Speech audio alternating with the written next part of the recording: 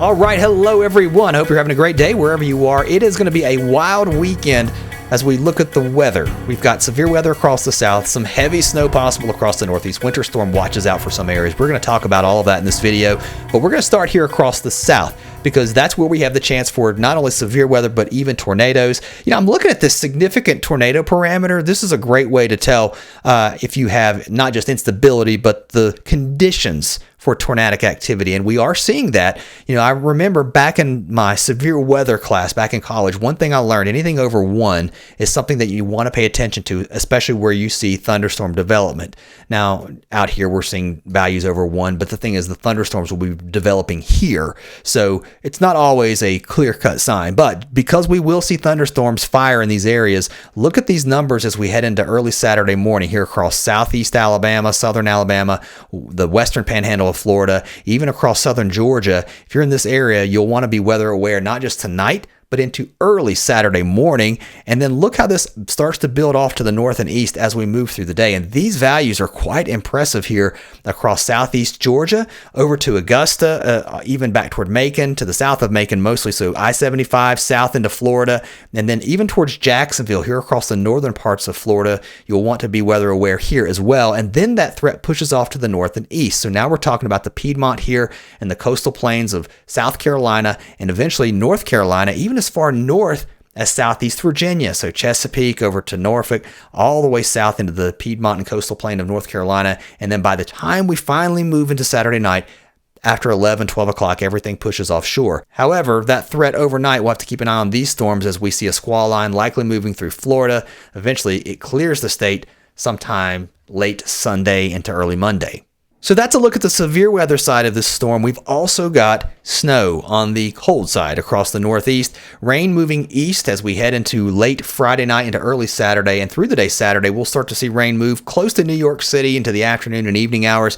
But it is going to be wet here across the southeast with those thunderstorms and the mid-Atlantic with low pressure starting to take shape here now across the coast. One low now moving toward Canada. That's going to bring a lot of snow in this area and even some snow here across parts of the northern parts of the lower peninsula of Michigan and the UP of Michigan as well. Snow here into the Adirondacks, up into the White and Green Mountains of Vermont and New Hampshire where there are winter storm watches out. We've also got winter storm watches off to the west too.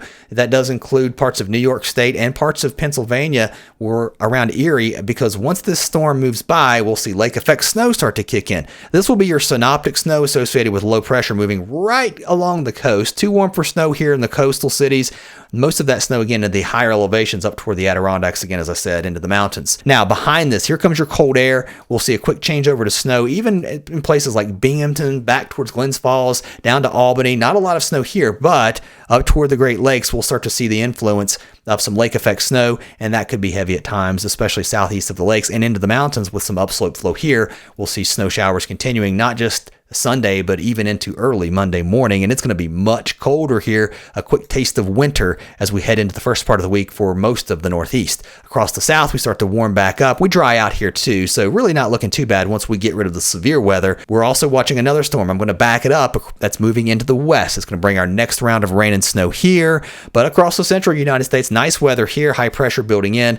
A pretty nice start to the work week. Rain and snow continues to spread east and south as we head into Monday and Tuesday across California into Nevada, Utah. We'll see more snow showers across the Intermountain West, and then moisture starts to return here off the Gulf as we head into midweek, and now we're starting to see rain showers develop here. Snow and rain here going across the west. It'll be interesting to watch. This will be our next storm that will form somewhere in the Central Plains states. At least it looks that way heading into next Thursday. So we're still almost 7 days out on this one, and it looks like it's going to track toward the Great Lakes.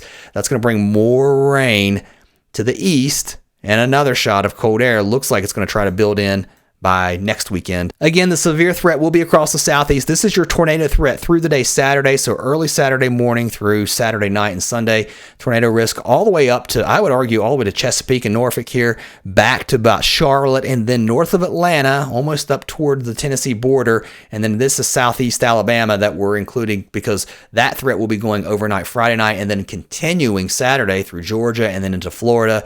And again, the highest threat, I think, will be right in here. You saw the significant tornado parameter really going pretty high, especially into tomorrow afternoon. Now, for the snow in the Northeast, the heaviest snow will be into parts of Maine, again, into the White and Green Mountains here into Vermont and New Hampshire. Some areas could see over a foot of snow, especially where we're seeing the pink. You can see a 17.7 showing up here on the model. I wouldn't believe that number exactly, but you get the idea. Big snow is possible, especially in the higher elevations. Also into the Adirondacks, we're going to see some decent snows too. And then around the lakes. So off of Lake Erie and Lake Ontario, we've got northwest winds blowing. Most of the snow will fall here on the southeast side of the lake. So places like Erie will see the heavy snow. Buffalo and also Watertown. I think Watertown has a better chance of seeing the snow, but we don't see that fetch off the lake like this, that you would want to see those really heavy snow bands set up. So with that northwest flow, the southeast side of the lakes here, we'll see the best chance of seeing some decent snow showers heading through the day Sunday into early Monday. And we'll also see some snow into parts of Pennsylvania, down into the West Virginia mountains here, a couple of inches possible. And I got to mention, even down further south into the mountains of Southwest Virginia and Western North Carolina, a coating up to an inch possible. Either way, a quick blast of winter here to the Northeast before we warm back up heading into next week. All right, that's all I got for now. I'll catch you guys next time.